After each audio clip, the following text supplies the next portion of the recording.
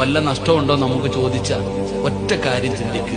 നീ അള്ളാഹുടെ മുമ്പിൽ ഒരു കാര്യം ചോദിച്ചാ ആ കൈ പൊക്കി റബ്ബിനോട് ചോദിക്കുന്നതിൽ നിനക്ക് എന്തെങ്കിലും കിട്ടും ചങ്ങാതി. വെറും കൈയോടെ മടക്കൂല അള്ളാഹ്. ഒന്നുകിൽ നീ ചോദിച്ചത് അള്ളാഹ് തരും. നീ എന്താണോ അള്ളാഹിനോട് ചോദിച്ചത് ആ ചോദിച്ചത് അള്ളാഹ് നിനക്ക് തരും.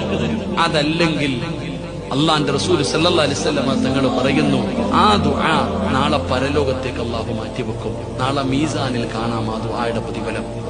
നാളെ പരലോകത്ത് വെച്ചിട്ട് മീസാൻ എന്ന് പറയുന്ന ത്രാസിൽ ഇങ്ങനെ കൊണ്ടുവന്നിട്ട് കൊടുക്കും. ഇതേതാ?